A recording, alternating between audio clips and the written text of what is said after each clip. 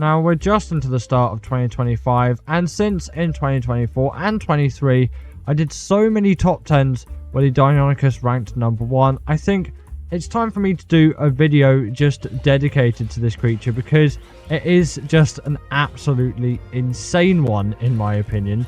It is capable of just so much, and it is truly a great dino, in my opinion. And I'm going to talk today about why I love it so much. So the Deinonychus is obviously exclusive really to Valguero, and it's in this chalk cliffs biome. It does a heck of a lot of damage as well, which is great, especially if you get a high level one like this one. They're absolutely insane, and obviously you can't tame them normally like you would a normal creature. You've got to tame them like you tame a wyvern, really. And I really do like this mechanic. Personally, it is an all-time favorite of mine as a mechanic which a creature has, and I personally love the tame method of this thing.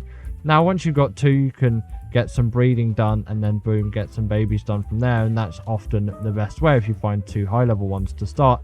But you can just see already how mobile this creature is, although we just go into that like moth thing, the Lymantria stuff, which slows me down. But it's such a versatile and zippy creature for a start. I have to love it as a travel mount more than something like a Thyla, as I think it's just more zippy and more versatile than a Thyla, and obviously it can do all this climby stuff. It is a little bit finicky at times, and to be honest, I'm a little bit rusty at the moment, but you know, it gets the job done. And I did not mean to dismount it there, that was embarrassing. But when it does actually do what it's supposed to do and climb, it does climb, and I think it climbs very well. So as you can see, the Deinonychus can grip onto walls like this, and then also, if it wants to as well, it can scale these walls too, and that does become incredibly useful. Well, perhaps the Thyla has better, more reliable climbing technique. I do think the Deinonychus gets the job done really here, and you can see we scaled all that just fine, and that was all good. And also, I'm not even using this thing in a pack as well. It is even more brutal at doing what it does when it's in a pack, and you can just see me absolutely demolishing these aloes here. And although a lot of people say, well, they don't really have high enough health, for me, I find their health to be perfectly acceptable, and you can see it's like literally like unharmed from all of this, so it's all good really. And the Deinonychus, again, just being so speedy, if something really is dangerous, then most of the time you can just do a skip and a hop, and please don't fall down. I guess we are falling down then. Then you know, you can get away from whatever you're trying to get away from really, and you know, that works extremely effectively with a creature like the Deinonychus. And they're great for boss fights as well, because if I find a big creature at some point, we'll get to it when that happens, I can latch onto them and do insane amounts of bleed damage, which is always a great thing to have the option to do really, because who doesn't want to do an insane amount of bleed damage to other creatures? And especially when there are creatures of that size and you can do that much bleed to them, it's absolutely insane at the versatility you can get out of a creature like this when you do something like this against big creatures, because it's just insane really. And you know, it's so good. Okay, the Deinonychus is the number 1 for me, and I'm gonna sort of flutter and splutter when I'm talking about it because I truly love this creature so much. But again, like, it's not the most difficult thing to get in the early game because there isn't really a taming requirement. Yeah, while there's a saddle level requirement, I generally get these things pretty early on. In my first couple of hours or so, I can get one up.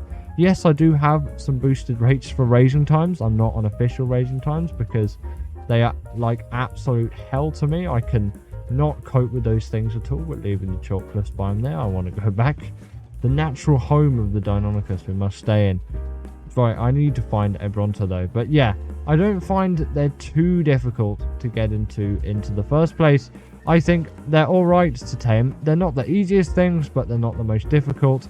They take no full damage, they can jump really high, and their climbing's pretty good as well. On something like the Thyla, I can agree it is better and, you know, less clunky. It's being particularly clunky today for whatever reason. As soon as I hit record, it's deciding to not behave as much as it usually would.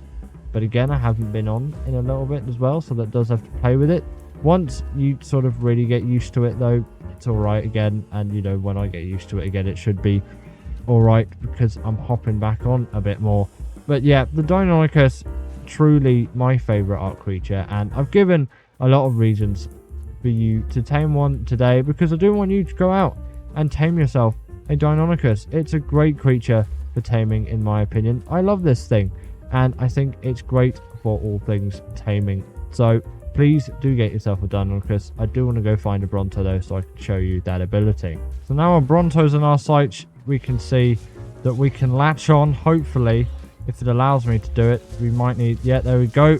And boom, we are ripping the shreds out of that creature. And you could just see how quickly that Bronto went down. And that's also what I want to show you because this thing is vicious when it comes to its combat. So please do tame yourself a Deinonychus.